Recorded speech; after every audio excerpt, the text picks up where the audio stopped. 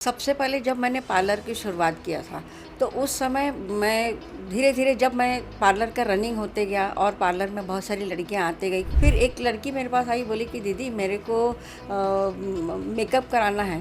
तो वो बोली कि मेकअप कराने में बहुत ज़्यादा पैसा लगता है क्या? तो मैं बोली मेकअप तुझे क्यों कराना है? तो बोले मेरी शादी है। तो बोले मेरे को फेस पर थोड़ा-सा दाग हो गया। तो मैं बोली दाग किस वजह से है? तो उसने कहा कि मैं घर-घर जाके खाना बनाती हूँ। जिस पल के लिए जो लड़कियाँ इंतज़ार करती कि आज मेरी शादी है और मैं बहुत खूबसूरत दिख रही हूँ, दिखना चाहती हूँ, उस दिन वो सचमुच खूबसूरत दिख रही थी। जो लड़कियां होती हैं अधिकतर उनका सपना होता है कि वो शादी के दिन खूबसूरत दिखे और आपने उनका सपना साकार किया। आपको उसी दिन से प्रेरणा मिली कि मैं और भी लोगों को तैयार करूं। और आप जो फ्री में जो ब्राइडल होते हैं उनका मेकअप के अलावा और क्या-क्या करती हैं?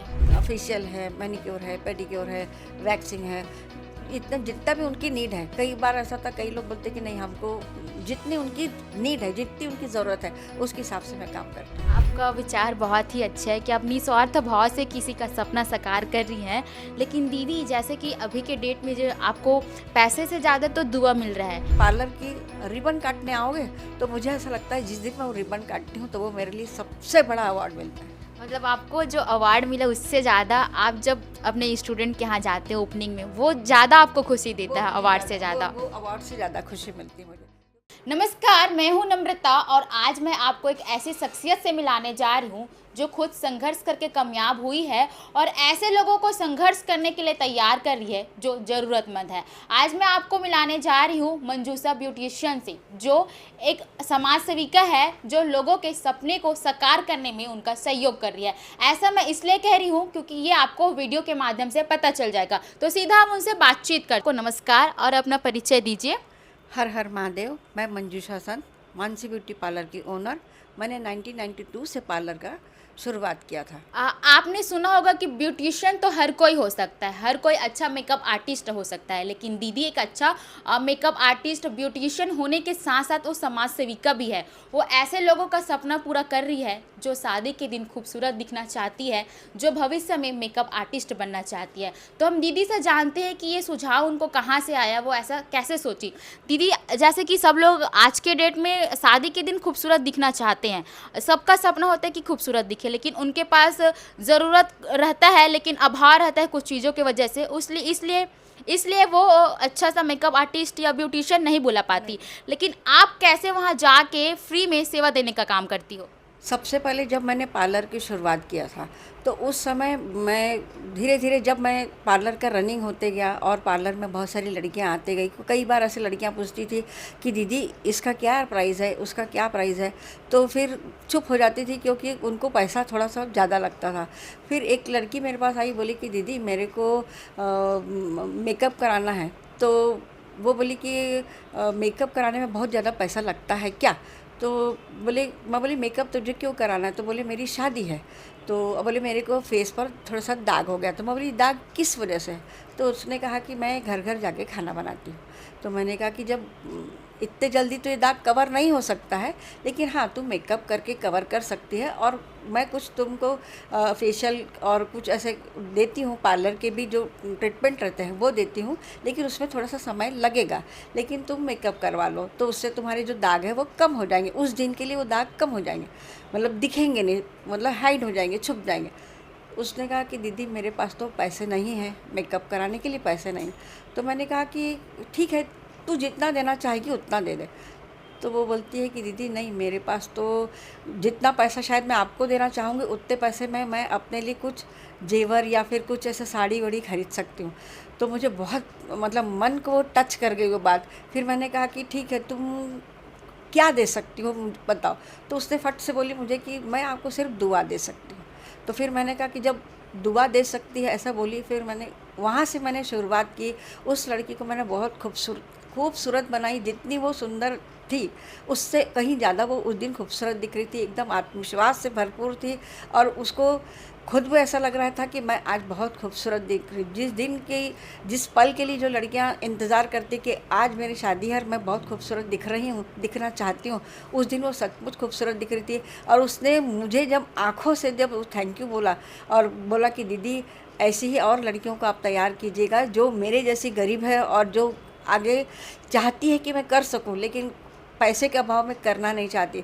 तो वो दिन है और आज का दिन है, मेरा ये सफ़र शुरू है और मैंने अभी तक बहुत सी लड़कियों को ऐसी खूबसूरत बना दिया है।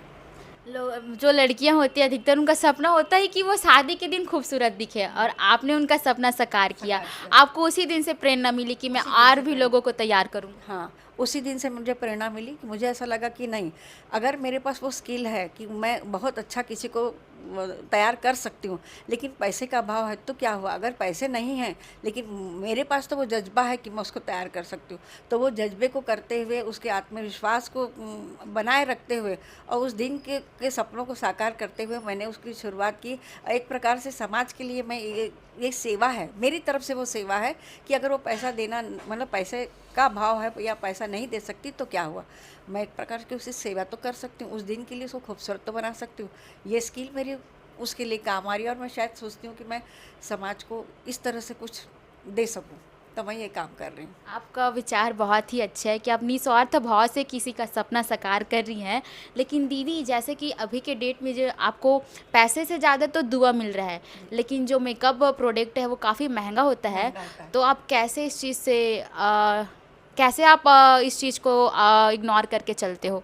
क्योंकि क्या है कि देखिए, मेकअप प्रोडक्ट तो महंगा है, ये तो सचमुच है, सही है, लेकिन क्या होता है, मेरे परिवार का उसमें सपोर्ट है, मेरे परिवार के लोगों का सपोर्ट बहुत ज़्यादा है। हाँ। जैसे कि दीदी आपका जो विचार है वो बहुत अच्छा है, आप काफ़ी अच्छा सोच रहे हो, निस्वार्थ भाव के साथ सेवा देने का काम कर रही है। लेकिन आज के समय में जितने भी ब्राइडल मेकअप के जो प्रोडक्ट होते हैं वो काफ़ी महंगा रहते हैं, तो महंगा इससे होता है। आपको परेशानी नहीं होती होगी? नहीं, नहीं, बिल्कुल इसलिए परेशानी नहीं होती क्योंकि मुझे ऐसा लगता है कि जैसे हम तो बहुत सारे बच्चियों का मेकअप करते हैं ना, तो हम एज ए क्लाइंट भी लोगों का मेकअप करते हैं, तो अगर हम 10 क्लाइंट अगर हम पेड करते हैं, तो उसमें से हम 3 से 4 क्लाइंट तो हम ऐसे फ्री में कर सकते हैं, उसमें कोई दिक्कत नहीं, मुझे कोई दिक्कत नहीं। जैसे कि आप कहना चाह रहे हैं कि आपको पैसों से ज़्यादा आपका जो लोग दुआ दे रहे हैं वो काम आ वो रहे काम हैं। है, हाँ, क्योंकि मैंने अपनी ज़िंदगी का एक उसूल बना के रखा है कि पैसा तो हर कोई कमाता है, दुआ बहुत कम लोग कमाते हैं। तो शायद एक मानसी दीदी एक पहली शख्सियत है जो सिर्फ दुआओं के भरोसे चल रही है। तो मुझे बहुत गर्व है इस चीज़ के लिए कि मैं बच्चों के लिए काम कर रही हूँ। और आप जो फ्री में जो ब्राइडल होते हैं उनका मेकअप के अलावा और क्या-क्या करती हैं? मैं उनका जो उनके पैकेज रहता है, जैसे फेशियल है, मैनीक्योर है, पेडिक्योर है, वैक्सिंग है, इतना जितना भी उनकी नीड है। कई बार ऐसा था, कई लोग बोलते कि नहीं, हमको जितनी उनकी नीड है, जितनी उनकी ज़रूरत है, उसके हिसाब से मैं काम करती हूँ। और जैसे कि आप जो बच्चे हैं जो ज़रूरतमंद है भविष्य में जो मेकअप आर्टिस्ट में अपना भविष्य देख रहे हैं उनको आप प्रशिक्षण देने का भी काम करते हैं। मैं एज ए ब्यूटिशियन भी वर्क करती हूँ और अभी तक मैंने 60 लड़कियों को निःशुल्क ट्रेनिंग दे चुकी हूँ, वो भी बेसिक टू एडवांस। और इसकी फ़ीस मैं एक्चुअल में लेती हूँ 50,000 में उसकी फ़ीस है मेरी, उसका मैं चार्ज लेती हूँ। लेकिन मैंने इसके लिए भी एक मैं बात बताना चाहूँगी कि मेरे पास एक लड़की आई थी, अब मेरे पास तो क्या इसी तरह से क्लाइंट आते हैं, पूछते हैं और बहुत ज़्यादा अगर पैसा है और उनको ऐसा लगता है कि यार मैं तो इतना तो नहीं दे पाऊँगी, तो फिर उन लोग बोलते कि ठीक है। लेकिन मुझे ऐसा लगा कि मुझे अगर इसको आत्मनिर्भर बनाना है तो मुझे तो ये काम तो मुझे करना ही है। तो मैं अभी तक 60 लड़कियां हैं जिनको मैंने ये ट्रेनिंग दे चुकी हूँ और वो लोग अपने अपने फील्ड में काम कर रहे हैं। और मेरे साथ साथ में ये जो बच्चे बैठे हैं, ये भी मेरे ये जो बैच जो नेक्स्ट बैच आई है, ये जो 5 लड़कियां हैं, ये भी मैं इन लोगों को इसी फील्ड में और इसी इसमें मैं आगे बढ़ाने के लिए उनको ट्रेनिंग दे रही हूँ। ये वर्तमान में लोग ट्रेनिंग ले रहे हैं। और दीदी आप अभी लोगों को ट्रेनिंग दे रहे हैं लेकिन आपका अनुभव कैसे रहा? आप कैसे संघर्ष करके इस तक पहुँची हो? क्योंकि मैंने 92 में जब पार्लर का शुरुआत किया था, तो उस समय मैंने एक ही चीज़ बताई कि वहाँ पे लोगों को पार्लर के बारे में उतना जानकारी नहीं था। तो मैंने जब संघर्ष किया, उस समय संघर्ष की कहानी ये है कि मैं लोगों को ऐसे बताती थी कि यहाँ पे मेरे पार्लर में आईब्रो होता है, फेशियल होता है। तो लोग मुझसे पूछते थे कि ये फेशियल क्या है और ये आईब्रो क्या होता है और ये आप लोग मैनीक्योर पेडिक्योर करते हैं, ये क्या होता है। तो थोड़े से लोग ना डरते थे कि पार्लर में, लोगों को ऐसा लगता था कि पार्लर में जाने में क्या हमारी जो चेहरा है या हमारी जो स्किन है वो ख़राब तो नहीं हो जाएगी। तो मैं उनको बताती थी कि आप एक बार आओ। कई बार मैंने फ्री में काम किया है, कई बार मैंने 50 पैसे में काम किया है, 1 रुपये में काम किया, क्योंकि वो बहुत दिन पहले की बात बता रही हूँ। तो मैंने सबसे पहले शुरुआत किया था 20 रुपए में, मैंने फेशियल की शुरुआत किया था और 1 रुपए में मैंने आईब्रो बनाने की शुरुआत किया है। अगर अभी देखें तो फेशियल का तो बहुत ही ज़्यादा बहुत प्राइस हो ज़्यादा गया रेट, है, हाँ। कई हज़ारों तक का हो गया है और थ्रेडिंग का भी उतना ही है। हाँ। लेकिन आप जब स्टार्टिंग में शुरुआत किए थे तो आपको रिस्पॉन्स कैसा मिला लोगों का? क्योंकि आपने 20 रुपए से फेशियल का स्टार्ट किया जैसे कि हाँ। बताया तो? क्योंकि उन लोगों को पता नहीं था कि पार्लर में क्या-क्या चीज़ें होती हैं, तो जब मैंने उनको बताना शुरू किया कि आप और खूबसूरत बन सकती है और खूबसूरत बन सकती है, तो मुझे उस चीज़ को बताने के लिए और समझाने के लिए मुझे 2 साल लग गए। 2 से 3 साल लग गया। फिर उसके बाद धीरे-धीरे एक एक महिला आई, फिर उसके बाद दूसरी आई। उन्होंने माउथ पब्लिसिटी के द्वारा कि नहीं, मैंने वहाँ पे अपनी सेवाएँ ली, वो सेवाएँ बहुत अच्छी है, मतलब उन्होंने बहुत अच्छा मेरे स्किन को करके दिया है, तो आप भी जाके देखो। ऐसे माउथ पब्लिक के द्वारा होते मेरी फिर शुरुआत वहाँ संघर्ष से होते हुए फिर मेरी जो कामयाबी बोलते हैं, तो कामयाबी के पीछे मेरे परिवार का हाथ है, उसमें बच्चियों का हाथ है, बहुत सारे लोगों का हाथ है, बहुत मेरे वेल विशर है उनका भी हाथ है। तो मुझे ऐसा लगता है कि अगर कोई भी एक कामयाब व्यक्ति बनता है तो उसके पीछे बहुत सारे लोगों का हाथ रहता है। अब आपको कैसा लगता होगा? आप किसी को सिखा रहे हैं, कहीं बाहर मिलती होगी और आप उसको मेकअप करते देखते होंगे तो कैसा महसूस होता होगा आपको? मुझे तो ऐसा लगता है कि मैं इन बच्चियों की एक माँ के रूप में अपने आप को देखती हूँ, तो मुझे ऐसा लगता है जब वो लड़कियाँ ऐसा बताती है कि बोले दीदी मैं अपने पैरों पे खड़ी हूँ, मैं आत्मनिर्भर हूँ और मैं अपने परिवार को चला रही हूँ, तो मुझे ऐसा लगता है कि वो मेरे लिए एक सम्मान से बढ़कर है। मुझे ऐसा लगता है कि एक माँ को ऐसा लगता है कि अपने बच्चे उससे भी आगे बढ़ें। ये हर एक माँ चाहती है कि उससे भी बच्चे जो है वो आगे बढ़े। तो मुझे अगर कोई बच्ची ऐसे बोलती कि नहीं दीदी मैं आज कामयाब हूँ आपकी बदौलत, तो मैं ना कहती हूँ कि नहीं, मैंने तो तुमको सिखाया, लेकिन मेहनत तो तुमने किया है, आगे तुम बढ़े।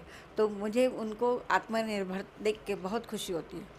जैसे कि कहते हैं ना, जो गुरु ही होता है वो चाहते हैं कि जो उनका स्टूडेंट होता वो है आगे वो बढ़े। आगे बढ़े। हुँ। तो आपका भी विचार यही है? हाँ, मेरा भी यही विचार है। मैं भी ये चाहती हूँ कि मेरे बच्चे बहुत आगे बढ़ें और बहुत अपना नाम कमाएँ। बहुत। आपके अंदर जो कला है वो बच्चे सीखे और हाँ, खूब आगे बढ़े। खूब आगे बढ़े, यही मेरी दुआ है और यही मेरी तमन्ना है कि और मैं तो चाहती हूँ कि मैं तो आज 60 बोल रही हूँ, तो मैं चाहती हूँ कि अगर गवर्नमेंट ने मेरा साथ दे दिया, तो मैं 60 से 6000 तक उन लोगों को ले जाना चाहती हूँ, वो संख्या आगे बढ़ाना चाहती हूँ। तो आप गवर्नमेंट से क्या चाहती हैं? गवर्नमेंट से ये चाहती हूँ कि थोड़ा-सा कहीं मेरी हेल्प हो जाए, क्योंकि इसमें बहुत सारी टेक्नीशियन मतलब टेक्निकल चीज़ें होती हैं जो कई बार होता है कि हम चाह कर नहीं पाते हैं। कुछ मशीनें रहती है, उसको मैं मँगवाना पड़ता है, करना पड़ता है, किराए से लाना पड़ता है। तो उस समय अभी तो मैं छोटे पैमाने पे कर रही हूँ, तो मैं अपने पैसे से कर रही हूँ। लेकिन अगर लार्ज स्केल पे मेरे को ये काम करना है, तो मेरे को गवर्नमेंट का मदद चाहिए। आप आर्थिक सहायता चाहते हैं आर्थिक सहायता, गवर्नमेंट मतलब से? अगर मेरी संख्या ज़्यादा बढ़ती है तो। जैसे कि आप आर्थिक सहायता चाह रहे हैं जी। गवर्नमेंट से कि हाँ। आपका संख्या बढ़े, लोग बढ़े। और सीखें और हाँ। आगे बढ़े। आगे बढ़े। तो दीदी, अभी के दौर पे जो मेकअप का जो रिस्पॉन्स है वो कैसा है लोगों में? रिस्पॉन्स तो बहुत अच्छा है। मतलब एक बार किसी ने मेकअप देखा है कि मेरा मेकअप जिन्होंने भी देखा है, तो वो दोबारा मेरे पास या फिर किसी को माउथ पब्लिसिटी के द्वारा कि अगर आपको ज़रूरत है, तो आप ज़रूर जाइए और मानसी दीदी से मेकअप कीजिए, क्योंकि उनका मेकअप एकदम नेचुरल और एक बहुत ही मतलब खूबसूरती से वो उभार के देती है अपने क्लाइंट को। खूबसूरती से जितना वो चाहती है कि मैं बहुत खूबसूरत दिखूँ, तो उससे ज़्यादा सुंदर वो दिखती है। दीदी ब्यूटिशियन होने के साथ-साथ एक समाज सेविका है। ये सिर्फ़ पार्लर में ही लोगों को मेकअप का काम सिखाने नहीं, ये सिर्फ़ पार्लर में ही जो स्टूडेंट है उसको मेकअप सिखाने का काम नहीं करती है, बल्कि ये वृद्धाश्रम जाती है और वहाँ भी सर्विस देती है। बिल्कुल। मैंने देखा था कि आप वृद्धाश्रम भी जाते हैं, जो बुज़ुर्ग है, हाँ। उनका बाल-वाल भी काटते हैं। हाँ, हाँ, क्योंकि मैं वृद्धाश्रम में भी इसलिए जाती हूँ, वृद्धाश्रम जाती हूँ, बहुत सारे और भी आश्रम में जाती हूँ, जहाँ पे उन लोगों को सर्विस की ज़रूरत है, ब्यूटी पार्लर की ज़रूरत नहीं है उनको। जैसे कभी होता है बुज़ुर्ग हैं, नेल्स की मतलब उनको हाइजीन जो उन लोगों को हाँ, हाइजीन मेंटेन करना है, जैसे कि उनको चोटी नहीं बन पा रही है या बाल नाखून नहीं काट पा रहे हैं या फिर उनकी स्किन थोड़ी सी खुरदुरी सी हो जाती है। जैसे जैसे बुज़ुर्ग हो जाते हैं उनकी स्किन थोड़ी सी मतलब थोड़ी सी उनकी डल हो जाती है, तो उन सबको मेंटेन करने के लिए मैं आश्रम में जाती हूँ, विज़िट करती हूँ। आप इतना दिन से इस फील्ड में हैं तो आपको अवार्ड वगैरह मिला है हाँ, या फिर गवर्नमेंट से कभी प्रोत्साहन मिला है? हाँ, मुझे अवार्ड तो बहुत सारे मिले हैं। मतलब नारी सम्मान मिला है, बेस्ट मॉम मिला है, उद्योगश्री का अवार्ड मिला है, और बेस्ट मेकअप आर्टिस्ट का अवार्ड मिला है, और बहुत सारे ऐसे अवार्ड मिले हैं। अभी तो अनगिनत हो गए जिसका अवार्ड मिलते हुए मुझे। लेकिन मुझे ऐसा लगता है कि जो आत्मनिर्भर जो बच्चों को मैं बनाती हूँ, और वो जब अपने पैरों पे खड़े होते हैं, और जो जब मुझे बोलते हैं कि दीदी मैं इस पार्लर को शुरुआत कर रही हूँ, क्या आप मेरे पार्लर की रिबन काटने आओगे?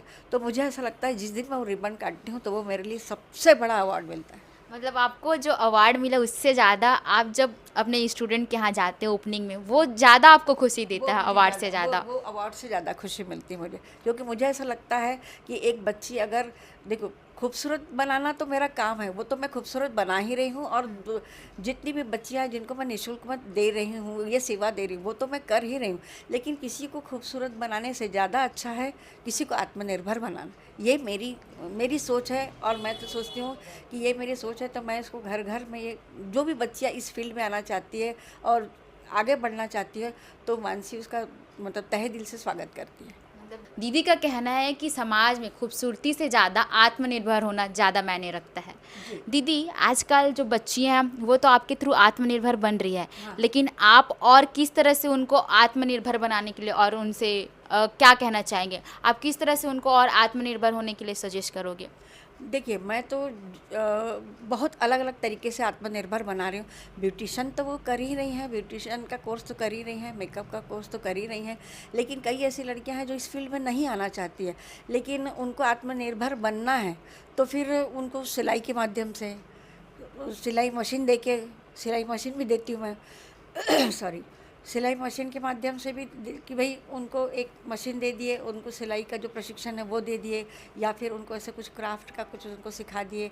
मतलब वैसी बहुत सारी चीज़ें हैं, पार्लर से रिलेटेड भी नहीं, मतलब महिलाओं को बड़ी पापड़ बनाने का भी जो, कई ऐसी लड़कियां हैं जो ऐसी कुछ कुछ चीज़ें, ऐसी ट्रेनिंग भी उसको लेना पड़ता है, तो वो ट्रेनिंग देने के लिए मैं सर तैयार रहती हूँ। जैसे उनको बोलती हूँ कि आप पता लगाओ कि कहाँ पे ट्रेनिंग हो रही है, मैं आपको वहाँ भेजूँगी, और उनको ट्रेनिंग दिलवाती हूँ। अच्छा, मतलब आप जो ब्यूटिशियन का काम सिखाने के साथ-साथ जैसे कि मशीन, सिलाई, बुनाई, कढ़ाई, हाँ। इस सब चीज़ के बारे में भी बताते हैं। बताती हूँ, क्योंकि वो फील्ड मेरा नहीं है, लेकिन मैं उनको सिलाई जहाँ पे सिखाते हैं वहाँ पे उनको ट्रेनिंग दिलवाती हूँ, और अगर वो बोलती कि मैं पूरा कंप्लीट हो गया है तो उनको सिलाई मशीन भी देती हूँ। और पार्लर में जितनी भी महिलाएं मेरे पास आती हैं तो उनको मैं ज़रूर बोलती हूँ कि मेरी बच्ची है, मेरी स्टूडेंट है, आप इससे सिलाई का काम करवा के देखो। भले छोटे पैमाने पे वो काम कर रही है, लेकिन वो बहुत अच्छा काम करती है, मैंने भी उससे सिलाई करवाई है, तो आप भी ये काम कीजिए। तो धीरे धीरे धीरे धीरे वो फिर उनका हाथ फिनिशिंग में भी आते जाता है, और लोग भी ऐसे जो, क्योंकि मुझसे भी जुड़ते हैं लोग, उन लोग भी कहते हैं कि दीदी आपने बहुत अच्छा काम कर रहे हैं, तो हम भी आपके साथ थोड़ा सपोर्ट कर सकते हैं। तो फिर उन लोग, कोई ब्लाउज़ देता है, तो कोई उनको कुछ सूट दे रहा है, तो उनको कुछ ऑल्टर का काम दे रहा है, तो धीरे धीरे वो भी आत्मनिर्भर तो बन ही रही है। और इसके अलावा आप जब सामूहिक विवाह हुआ था उसमें भी जाके जो विकलांग दुल्हन दूल्हे दुल्हन, हैं उनका भी उनका भी मेकअप करने का काम हाँ, किया था। हाँ, क्योंकि मैंने अभी तक बहुत सारी बच्चियों को मेकअप कर चुकी हैं, निःशुल्क उन अपनी सेवाएं दी हूँ। तो उसमें एक कोपलवाणी की एक बेटी थी, उसका भी मैंने मेकअप किया था।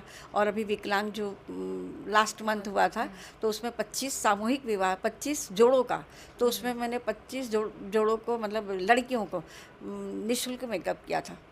और उसमें एक दिन पहले जो मेहंदी का कार्यक्रम होता है, वो मेरी बच्चियों ने भी जाके लगाया था।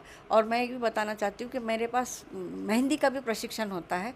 जो लड़कियाँ ऐसी है कि नहीं कर पा रही है, तो मैं मेहंदी का भी प्रशिक्षण उनको दिलवाती हूँ, और मेहंदी के ऑर्डर उनको ही दिलवाती हूँ, ताकि वो आगे आत्मनिर्भर बन सके। अगर मेहंदी में ही उनको रोज़गार की इच्छा है, आगे बढ़ने की इच्छा है, तो मैं उसमें मेहंदी में ही करवाना चाहती हूँ।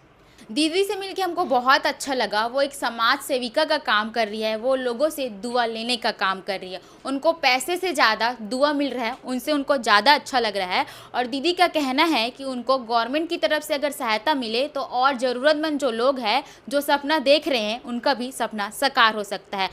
जैसे कि आप सभी ने देखा सुना कि दीदी किस तरह से समाज में एक समाज सेविका का काम कर रही है, साथ ही साथ जो स्टूडेंट है उनको प्रशिक्षण देने का काम कर रही है, और जो स्टूडेंट है उनका सपना है कि वो भविष्य में एक अच्छा मेकअप आर्टिस्ट बने। साथ ही साथ जो बुजुर्ग है उनको निस्वार्थ भाव से सेवा का काम कर रही है दीदी, और समाज के उन लोगों के लिए एक प्रेरणा स्रोत बनी है जो इस फील्ड में आगे आना चाहती है। इस वीडियो को लेके आपकी क्या राय है इसको कमेंट करके जरूर बताना, और ऐसे ही वीडियो के लिए हमारे सीजी भास्कर के साथ जुड़े रहिएगा।